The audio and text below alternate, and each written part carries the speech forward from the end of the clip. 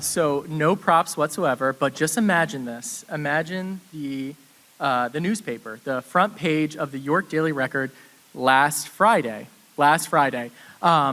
Front page center, above the fold.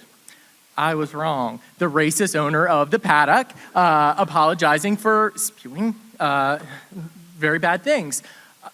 Above that, right at the top, right at the middle, right below York Daily Record, Elon Musk, some douchebag, saying whatever. I don't know what he said, but he's a douchebag. But besides those two things, this little tiny column right here, still a little bit above the fold, image picture that small, what to do around York County this month. By me. A dream come true.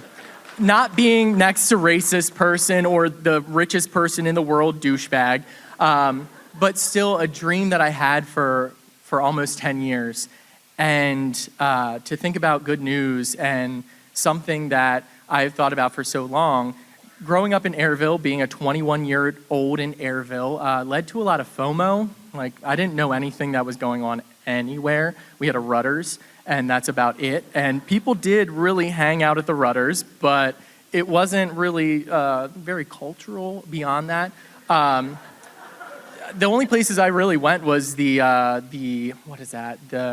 one tavern in Wrightsville and the Burning Bridge, and then I went to the Depot in York City. That's as far as I went to York City, the Depot for open mic night, rest in peace.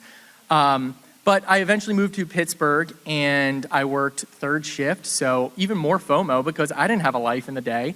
I worked at night. But I discovered the Pittsburgh City Paper, and I understand now that every big city has a city paper or something like that. But it was such an experience for me, understanding and seeing all of these things about the city that I live in. And my most favorite pages were the two that said, this is what's going on this week. I could look at my days off, which were Tuesday and Thursday. They weren't even adjoining days, but I could look at Tuesday and Thursday and see a list of 10 places, 10 to 20 places there I could go to and see something cool. And that was great for me in a city that I didn't have any friends and didn't know what to do, and I was totally new to. So when I moved back to York City, I said, I want a city paper here. I want to see what we can do. And I had no connections in York City. I'm from Airville. I just decided to move to the city.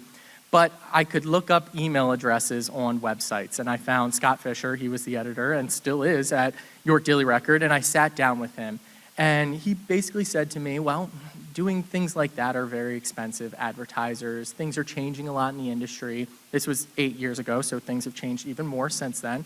But he said, it's very expensive. And I understood that I'm gonna have to figure out that idea in a different way to make it more cost effective and just still with that same idea that I wanted.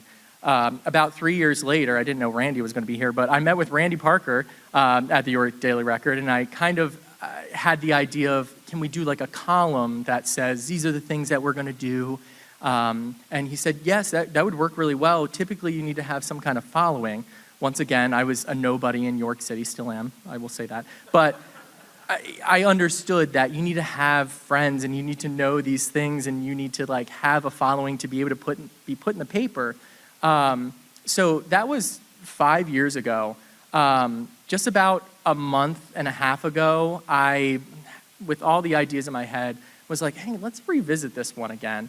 And I reached out to someone I knew at the Daily Record. We sat down, had coffee. JJ was there, which was someone who's taught me about all of these things that go on and how things have their own time and they change. And but I was like, let's do this again. Let's try this meeting. And she said, yeah, we might be interested in this. She reached out to Scott, and Scott said yes.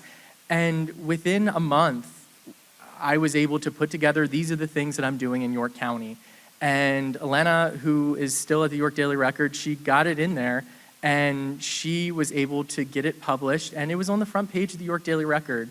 And it's something that, in all of the crazy ideas that I've had, everything that I've learned, learning about projects and ideas and how they can really meander and they can stall, and some of them can full out like die, just that's what happens.